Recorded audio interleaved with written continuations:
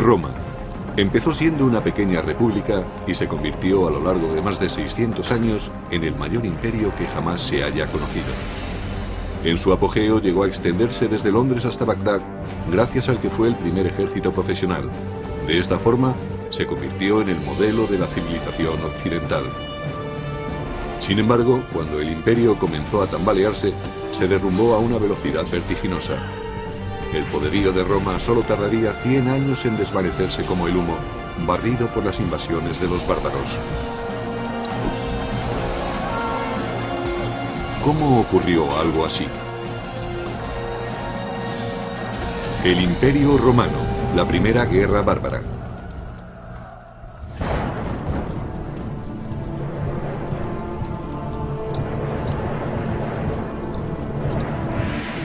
Estamos a finales del siglo II a.C., 100 años antes de la crucifixión de Jesús, una década antes del nacimiento de Julio César. Roma se enfrenta a una transición que cambiará su destino para siempre. Se avecinan tiempos de conquista. Roma había estado expandiéndose con éxito por tierras extranjeras durante alrededor de 150 años. Había derrotado a Cartago en África, su gran enemigo mediterráneo, y empezaba a extenderse por el norte hasta España, aunque estas conquistas resultaron difíciles de mantener.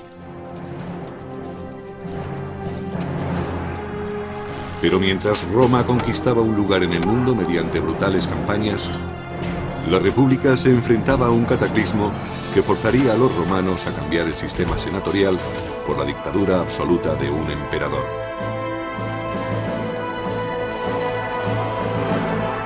Todo empezó con la primera guerra con los bárbaros. En el año 113 a.C., Roma era dueña absoluta del Mediterráneo, pero junto con los territorios conquistados aparecieron nuevos enemigos. Los romanos sabían que había otras gentes más allá, especialmente al norte, y que eran incluso más temibles que los ejércitos que habían derrotado anteriormente. Les preocupaba que aquellas gentes invadieran Roma. Más allá de las fronteras romanas, los soldados se enfrentaban a una clase desconocida de guerreros. Los llamaban bárbaros, una palabra que significaba extranjero y rudo. Cualquiera que no siguiera las costumbres ni hablara las lenguas clásicas latino o griego era considerado alguien diferente, un bárbaro. Para los romanos estas gentes eran inferiores porque eran mucho menos civilizados que ellos. Solo la escarpada cordillera de los Alpes mantenía a raya a los bárbaros del norte. Desde el punto de vista de los romanos, la cordillera de los Alpes al norte de Italia era la barrera que los mantenía separados de las invasiones. Pero los romanos no controlaban aquella barrera. Sabían que podía ser rebasada en cualquier momento y temían que el enemigo entrara en Roma a través de ella.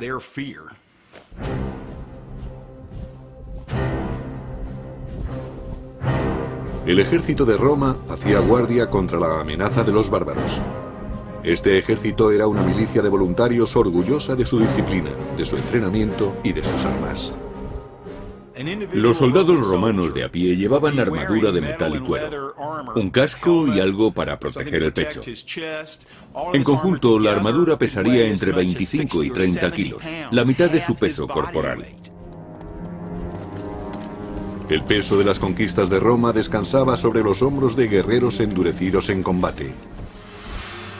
Pero en la capital, eran los miembros del gobierno los que recolectaban los beneficios.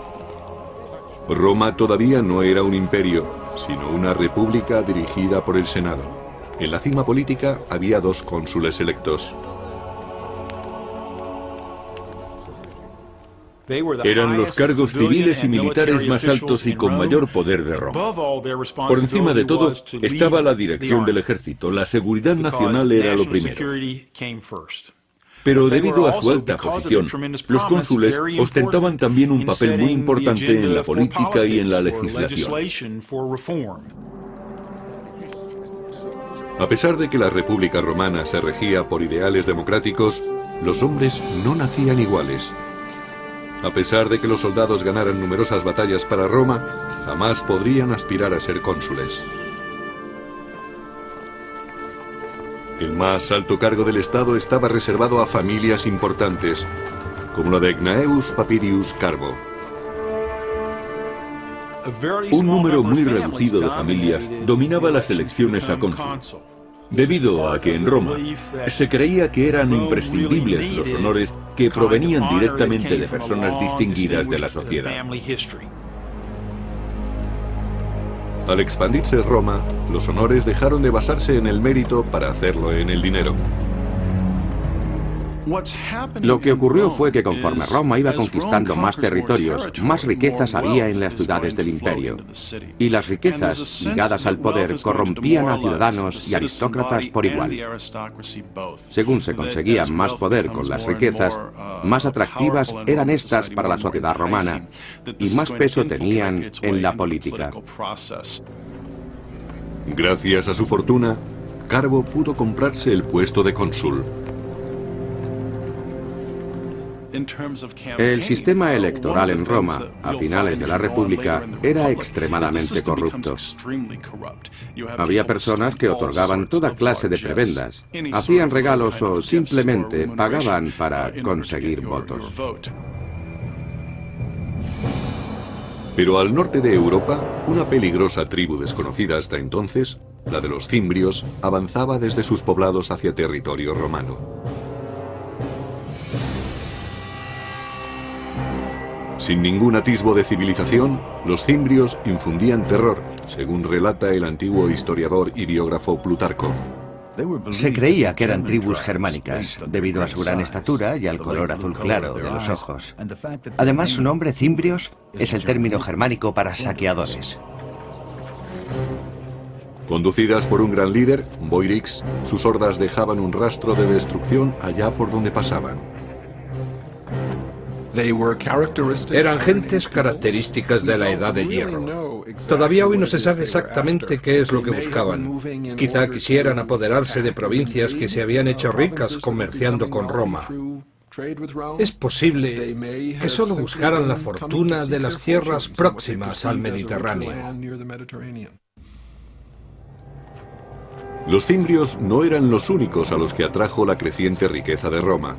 Más hacia el sur, otras dos tribus bárbaras se unieron a ellos, los teutones y los ambrones. Los ejércitos bárbaros combinados se dirigieron directamente a territorio romano a través de un paso alpino, solo guardado por los habitantes de Noricum o Nórica.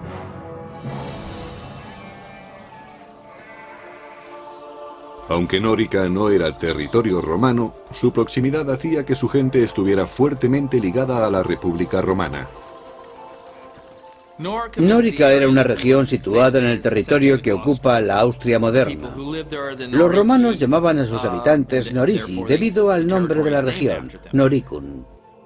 Los Norici controlaban los pasos alpinos. Los romanos comerciaban también con los Noirici, pues tenían fama por su habilidad en el trabajo de los metales preciosos y del hierro. La riqueza de los Norici se basaba fundamentalmente en materias primas tales como oro, plata y sal. La minería de la sal era muy importante en los Alpes. Los romanos necesitaban grandes cantidades de sal para usarla como conservante y requerían ese conservante permanentemente. Los pueblos de Nórica eran una tentación irresistible para los despiadados guerreros cimbrios. No les faltaban armas, por lo que podían iniciar un saqueo en cualquier momento. En el segundo y primer siglo antes de Cristo, los cimbrios tenían espadas, lanzas y escudos. Los cascos eran muy raros, pero estaban equipados con un armamento muy efectivo. Pero los bárbaros ansiaban algo más que las riquezas de los habitantes de Nórica. Los bárbaros del norte emigraban para conquistar nuevas tierras. Su objetivo no era simplemente realizar una incursión y marcharse. Querían vivir cerca de Roma. Los artesanos de Nórica no tenían ninguna posibilidad contra los guerreros del norte.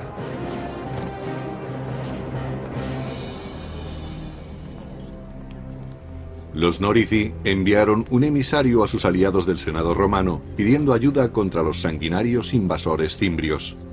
Para ello se dirigieron al aristócrata Carbo, cuyas maniobras políticas habían dado finalmente sus frutos.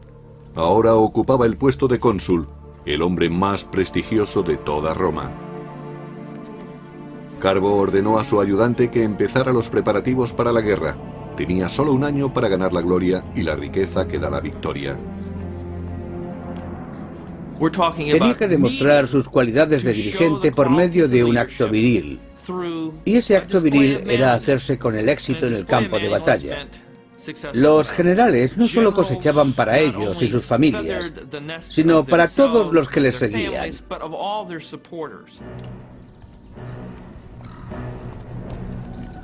Carbo aceptó el reto y llevó sus tropas a Nórica. A pesar de su total inexperiencia en las artes de la guerra, estaba ansioso por demostrar que era algo más que un acaudalado senador. Llegó a Nórica apoyado por los soldados del ejército romano. Tras un siglo de victorias, estos soldados tenían plena confianza en sí mismos. Los cimbrios se defendieron diciendo que no sabían que no podían estar en aquel territorio y les mandaron embajadores. Los bárbaros no habían visto nunca una fuerza tan bien equipada y disciplinada. Su caudillo, Boirix, le dijo a Carbo que su gente solo quería regresar a su hogar pacíficamente, y Carbo estuvo de acuerdo en que se marcharan. Pero hay poca gloria en una tregua, y el general romano preparó un plan para conseguir la victoria que tanto necesitaba. Carbo simuló que iba a negociar, pero envió sus tropas por un atajo para atacar a los cimbrios antes de que regresaran los embajadores. Esperaba así conseguir el triunfo. Pero su plan fracasó. El cónsul romano Carbo consiguió engañar a los cimbrios, pero fue precisamente ese engaño lo que le trajo la desgracia. Algunos embajadores cimbrios lograron sobrevivir y denunciaron la traición de Roma al regresar a su campamento. Furiosos, los bárbaros juraron que no cejarían hasta cobrarse una sangrienta venganza.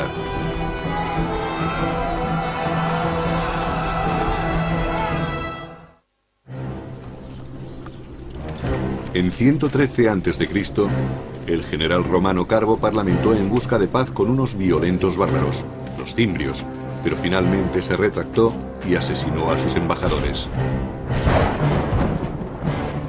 Su traición despertó la ira de los bárbaros, quienes daban un gran valor a la palabra dada. Jurando vengar a sus camaradas caídos, los cimbrios le volvieron el golpe con súbita furia. Así lo escribió el biógrafo clásico Plutarco. Su valor y osadía no tenían parangón. Se lanzaron a la batalla con la velocidad del rayo. Nada podía detenerles.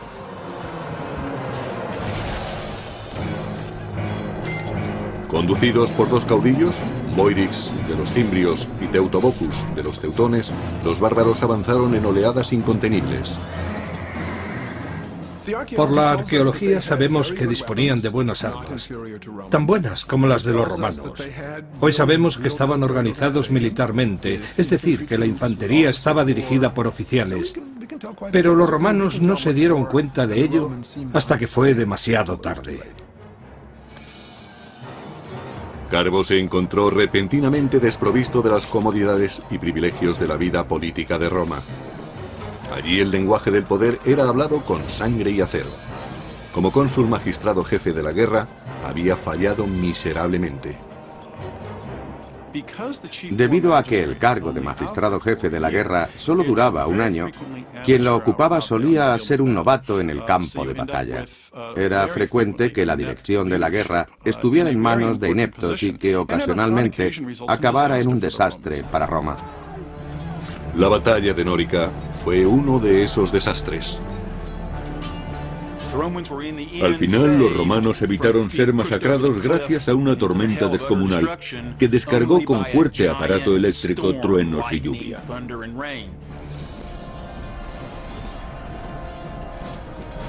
Derribado de su caballo, Carbo trató de huir de aquel caos de muerte. Pero escapó de la batalla solo para suicidarse, pues había caído en desgracia ante Roma y ante los ojos de los dioses. Los dioses salvaron a los romanos, pero solo después de que un gran número de ellos hubiera muerto.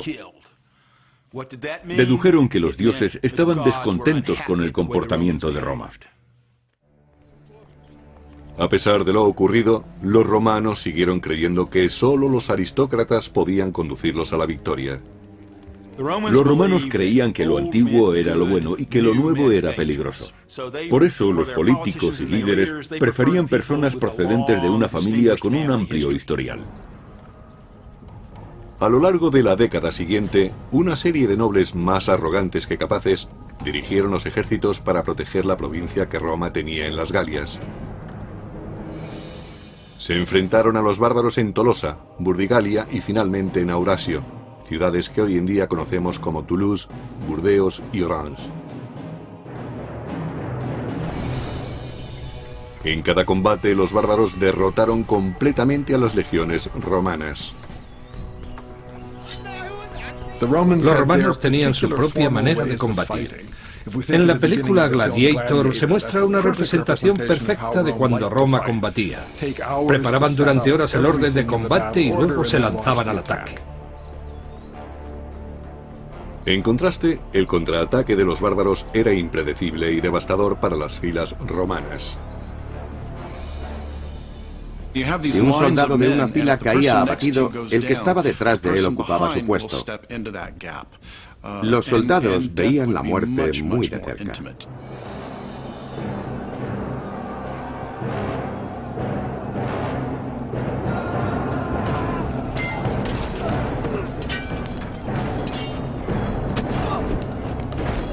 Los tributos de sangre fueron asombrosos. Solo en Aurasio fueron masacrados 80.000 romanos en una tarde. Cuando un ejército pierde cohesión, sus hombres pasan a ser peces en un estanque. Se les captura fácilmente desde cualquier esquina. Cuando cae un flanco, los vencedores matan a los enemigos uno a uno, sin correr ellos ningún riesgo. Lo que en principio era una batalla organizada, pasa a ser una ejecución en masa.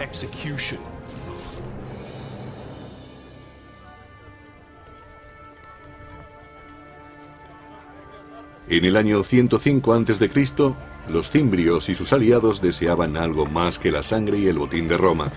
Algunos miembros del clan habían ido allí a echar raíces. Eran agricultores y comerciaban con sus productos. Vivían en pequeños poblados. Cultivaban trigo, cebada, centeno, avena y mijo, una amplia variedad de cereales. También cultivaban lentejas, garbanzos y habas. El ganado era extremadamente importante. Criaban cerdos, cabras y corderos. La nueva situación alarmaba a los romanos. Para ellos, la amenaza no eran solo los guerreros bárbaros, sino también sus mujeres. La presencia de las mujeres indicaba a los romanos que los invasores habían llegado para asentarse. En otras palabras, eran grupos que llegaban para alterar significativamente la forma de vida romana, amenazando a sus valores fundamentales. Si solo fuera una incursión, no serían más que un grupo de jóvenes a los que podrían manejar fácilmente. Pero si traían a sus mujeres, se trataba de un fenómeno migratorio para establecerse que requería una solución más firme y a largo plazo. Se necesitaba un general que pudiera derrotar a los bárbaros de una vez por todas. El héroe que Roma buscaba desesperadamente emergió en otra frontera problemática a unos 1500 kilómetros, en Numidia, parte de la Argelia actual. Durante 8 largos años, los romanos solo habían experimentado derrotas, hasta ahora. El nombre del Salvador era Mario. Con arrojo e inteligencia aplastó a los ejércitos numidios del pérfido rey Yugurta.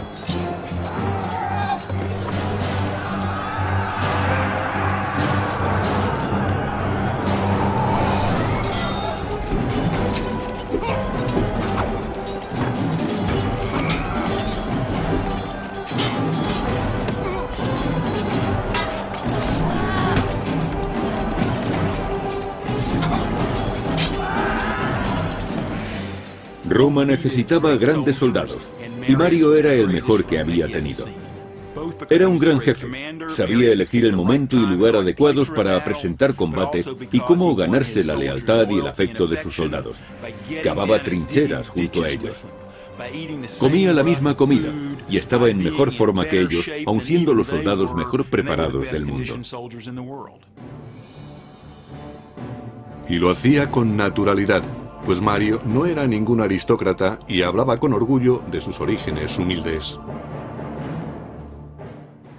No sé quiénes fueron mis antepasados, pero puedo enseñar mis medallas y otros honores militares, por no hablar de mis cicatrices, todas ellas ganadas en batalla. Estos son mis títulos de nobleza. Ahora, cuando los bárbaros del norte se acercaban, los romanos recurrieron a Mario, su última esperanza.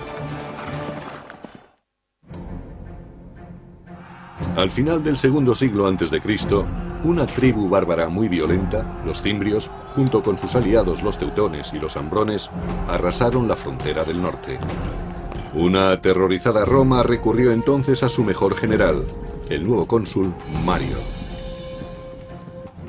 Era un probado jefe militar, y los romanos no querían fallar ahora contra los teutones y los cimbrios, que habían derrotado ejército tras ejército.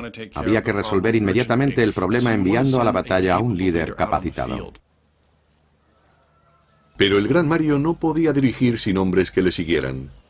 Devastada tras una década de guerra, Roma pasaba por una escasez crítica de soldados. Los romanos llevaban años de luchas contra las tribus germánicas, y en esos años, el 113, 109, 107, 106 y 105 a.C., perdieron a muchos hombres en el campo de batalla. Por tanto, se enfrentaban a una terrible crisis. A pesar de una enérgica campaña de reclutamiento, Mario no logró encontrar suficientes terratenientes que quisieran luchar.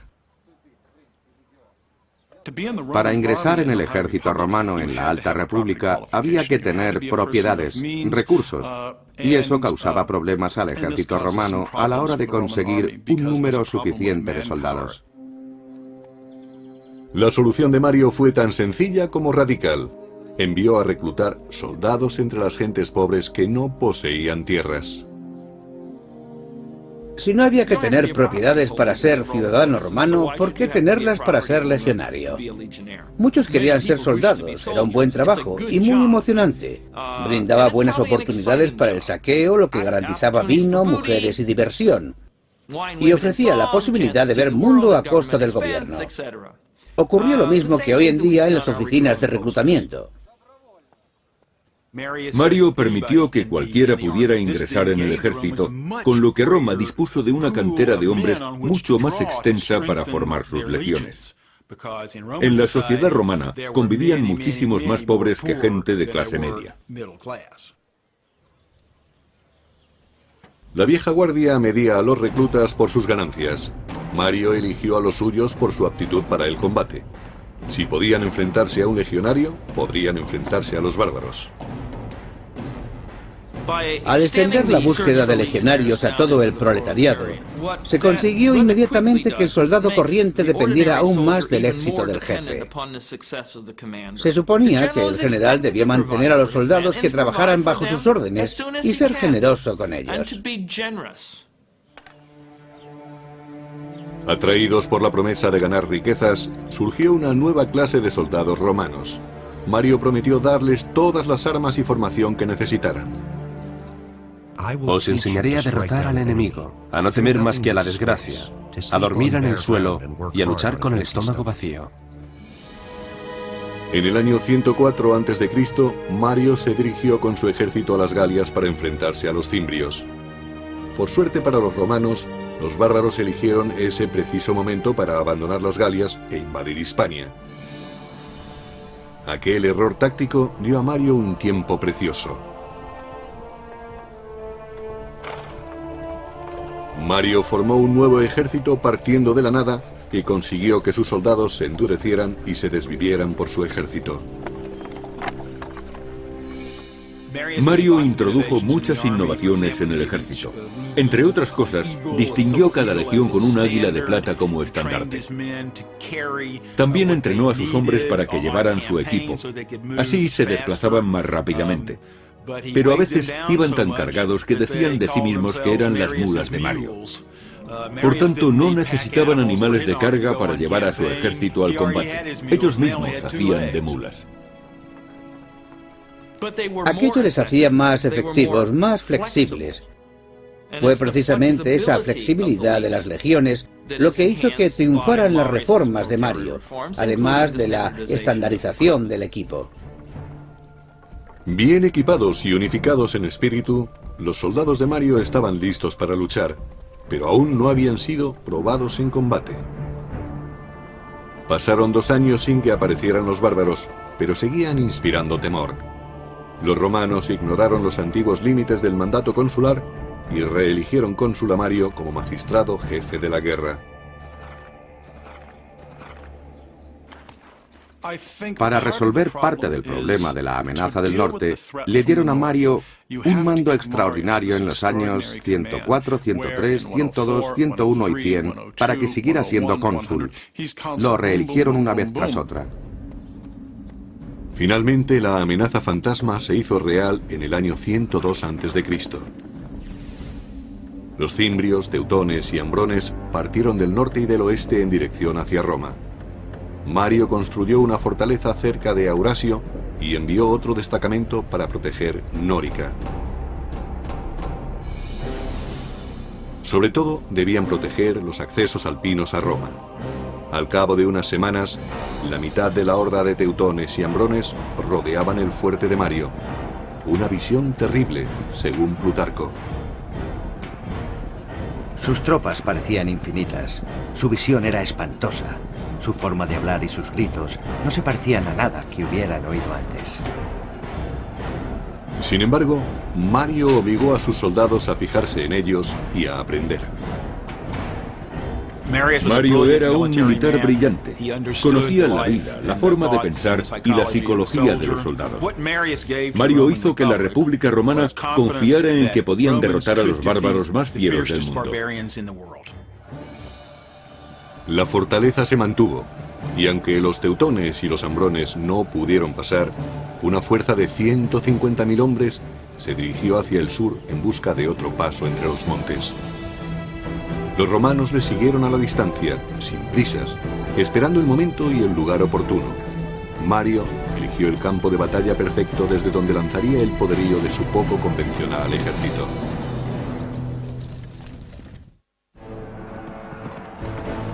En el año 102 a.C., miles de bárbaros se dirigían a Roma. El gran general romano Mario persiguió a los teutones y ambrones mientras trataban de encontrar un paso entre los Alpes. Trasladó a sus soldados desde su fortaleza de Aurasio a Aquae-Sextiae, la actual Aix-en-Provence de Francia. Allí, Mario ordenó a sus hombres que acamparan, tras elegir cuidadosamente su posición. El campamento romano era una pieza singular de su maquinaria militar. Preferentemente debía estar situado en un alto para observar las maniobras del enemigo. Tenía forma de cuadrícula y estaba rodeado de un foso profundo con un terraplén que conducía directamente a él, conocido como Ager. Todos tenían una misión que cumplir. Solían tener una característica adicional que este campamento particular no poseía. De acuerdo con Plutarco, Mario eligió una posición que no estaba bien abastecida de agua. Se dice que lo hizo deliberadamente para animar a sus soldados a la lucha. Cuando se quejaban de que tenían sed, Mario les señalaba un río cercano al campamento bárbaro y les decía: allí tenéis agua para beber, pero hay que pagarla con sangre. A las orillas del Ródano, asentados en dos grandes campamentos, los ambrones y los teutones tenían toda el agua que querían para beber. Convencidos de que los romanos no eran problema para ellos, los ambrones se entregaron a los festejos. Los romanos, especialmente los soldados corrientes, tenían miedo a los bárbaros que estaban más al norte, los de climas más fríos. Los climas extremos endurecían a los hombres. Eran mucho más grandes que los romanos, gritaban más que ellos y desde el punto de vista romano olían muy fuerte. No porque no se bañaran, que probablemente lo hacían más que los romanos, sino porque se rociaban con grasa de oso. Los romanos utilizaban aceite de oliva. Los bárbaros no sospecharon del peligro que se escondía en el bosque. Un pequeño contingente de soldados enviados por Mario les acechaba. Los soldados romanos tenían miedo. Eran realistas. Sabían que se enfrentaban de cerca a la muerte. Ellos, al igual que sus enemigos, no mataban a distancia.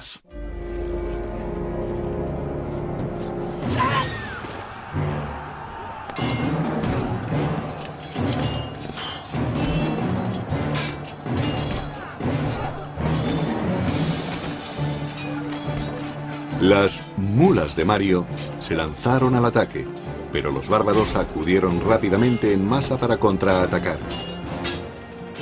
Cuando la derrota parecía cernirse sobre los romanos, Mario mandó refuerzos. Los romanos empujaron a los ambrones hacia su campamento, donde la batalla tomó un extraño rumbo. Así lo explicaba Plutarco. Aparecieron mujeres armadas con espadas y hachas, profiriendo los gritos más horribles. Se lanzaron al combate, y aunque sus cuerpos resultaran acuchillados, seguían luchando hasta el final con un espíritu inquebrantable. Las mujeres bárbaras siempre iban al campo de batalla. Algunas veces, en vez de luchar, empujaban los carros detrás de los hombres. Para impedir que se retiraran, los bloqueaban. Las mujeres tenían tal sentido del honor y de la libertad que creían que era mejor morir luchando que escapar.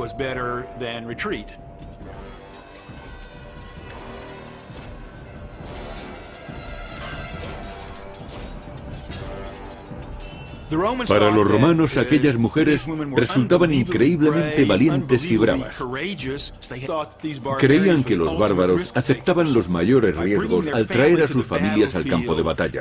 Lo arriesgaban todo a una jugada. Su lema era vencer o morir, y eso incluye a todos, hombres, mujeres, niños y recién nacidos. Pero los romanos también tenían algo que proteger, su tierra y su honor. Con las artes que Mario les había enseñado, consiguieron su primera victoria contra los invasores germánicos en más de una década.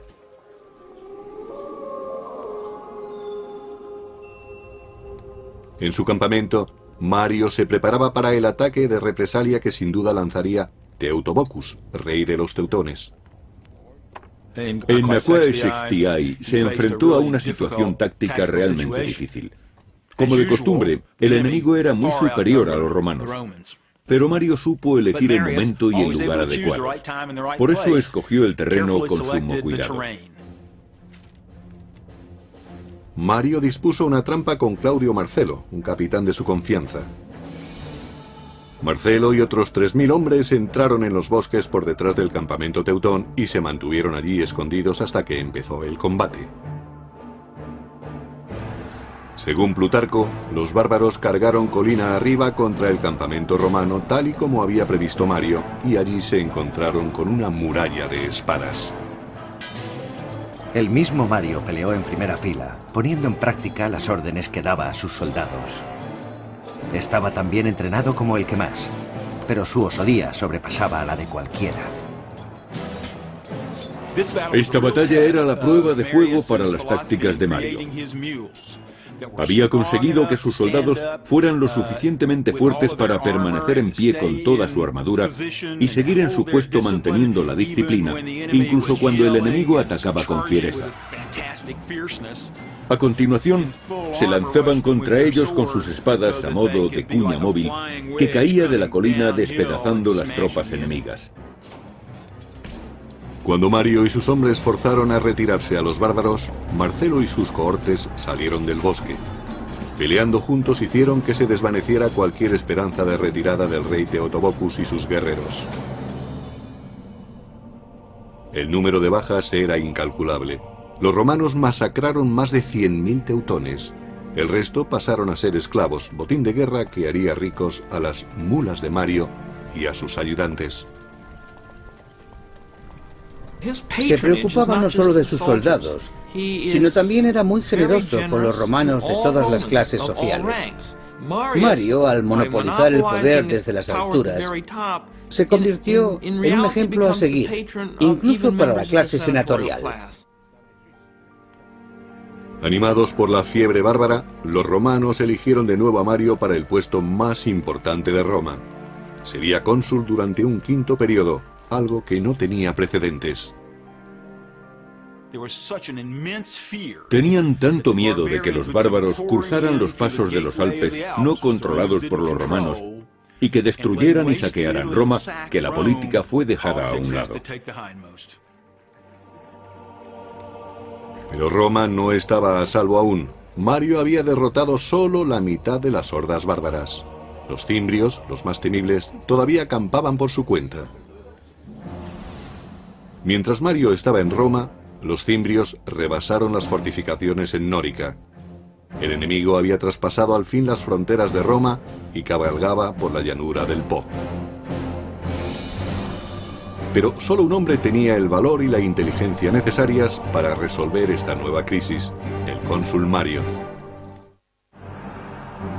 En el año 102 a.C., las mulas de Mario masacraron la violenta tribu de los teutones en el sur de las Galias, destruyendo la mitad de la fuerza bárbara. Pero entonces la tribu de los cimbrios cruzó los Alpes austriacos. Desde Roma, Mario se dirigió rápidamente a la llanura del Po, jurando eliminar a los bárbaros para siempre.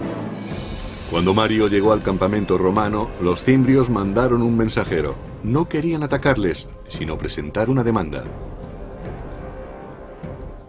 Los cimbrios dijeron a Mario que no querían pelea. Estaban allí porque deseaban tierras, como las que había recibido su tribu vecina al otro lado de los montes de Francia. Al parecer, los cimbrios no sabían nada de la derrota de sus camaradas teutones. Entonces Mario, con una sonrisa sarcástica, les dijo: no tenéis que preocuparos. Vuestros hermanos ya tienen sus tierras, y estamos deseosos de daros las mismas tierras a vosotros. Con eso quería decir que les darían una fosa. Incrédulos, los cimbrios pidieron pruebas. Así lo explicaba Plutarco. Mario, fingiendo solemnidad, les dijo: vuestro amigo está aquí, no os vayáis sin saludarlo. Y ordenó que Teutobokus, rey de los teutones, fuese llevado ante él cargado de cadenas. Mario no firmó ningún tratado con los cimbrios y su enviado se marchó jurando vengar a su aliado vencido. A pesar de la reciente victoria de Mario contra los bárbaros, los romanos seguían en franca inferioridad numérica frente a los guerreros del norte. Con una batalla en perspectiva, el gran general ordenó sacrificar un animal.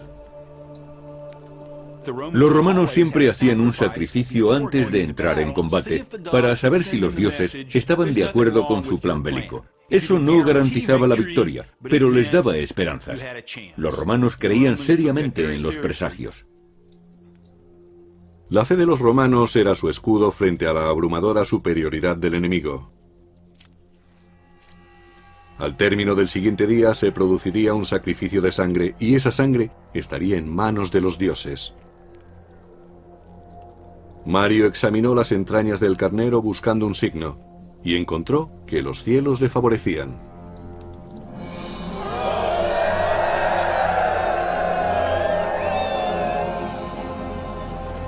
En el año 101 a.C., toda Roma sufría mientras los dos enemigos mortales se enfrentaban en la aldea de Vercelli, en la moderna Italia. Formada por 15.000 jinetes, la caballería de los cimbrios avanzó por el campo de batalla.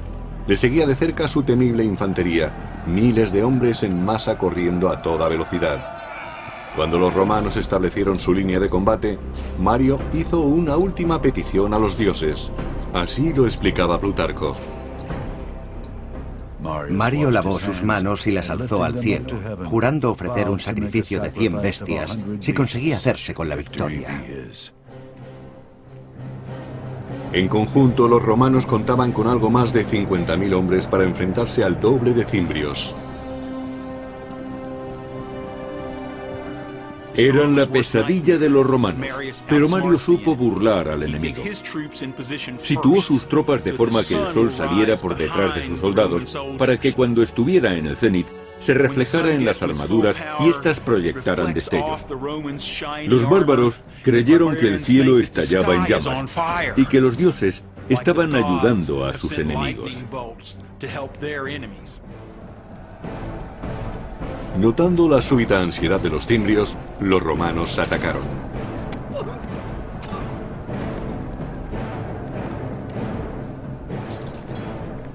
Los romanos tenían honderos y arqueros, pero la infantería era su principal fuerza de combate. Eran hombres que no flaqueaban ni al ver la sangre ni al escuchar los gemidos de los que morían. No podían saber a quién tenían detrás o a su lado porque llevaban casco. Apenas si podían ver lo que tenían por delante. Necesitaban un valor y una voluntad extraordinarios para sobreponerse al miedo. En Vercelli, los romanos mataron a 120.000 cimbrios y, lo que es más importante, acabaron con los temores que habían amenazado a Roma durante 13 años.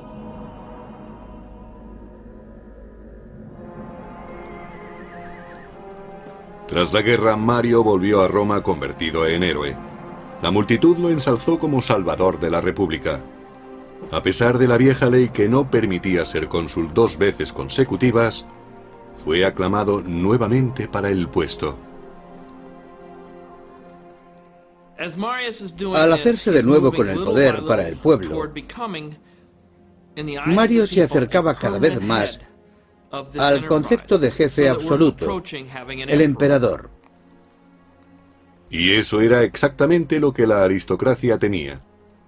Desaparecido el peligro de los bárbaros, muchos nobles se declararon abiertamente hostiles a Mario. Para permanecer en el poder, Mario tenía que buscar apoyos, y para ello acudió a políticos corruptos, partidarios del soborno y el asesinato. Desgraciadamente, Mario no supo elegir bien a sus aliados. En el terreno político, Mario no era decisivo, ni tenía la perspicacia que había tenido en combate con las lanzas y las espadas. Celoso de otros potenciales líderes militares, Mario ordenó asesinar a muchos de sus rivales. Bajo el mandato de Mario, la violencia se impuso al debate a la hora de dilucidar diferencias políticas. El general había salvado a Roma, solo para recortar el poder de la República. Sin embargo, Mario nunca perdió el afecto popular. En el año 86 a.C., poco antes de su muerte, le volvieron a elegir para un extraordinario 7º mandato consular. Dejó un legado de poder en manos de los militares y un legado de apoyo popular para el hombre que ostentara ese poder. Supuso un punto de inflexión que cambiaría el equilibrio de poder. En lugar de controlar el sistema consular entre varias familias, lo haría un único jefe militar. A partir de ese momento, el poder del dinero y el respaldo popular serían usados tanto como apoyo como para amenazar a los enemigos políticos. Y eso, al final, acabó convirtiéndose en un problema para la gobernabilidad de Roma. Cuando el imperio comenzaba a deslizarse lentamente hacia la dictadura, Roma entraría en un periodo de injusticia política y en una guerra de la que jamás se libraría.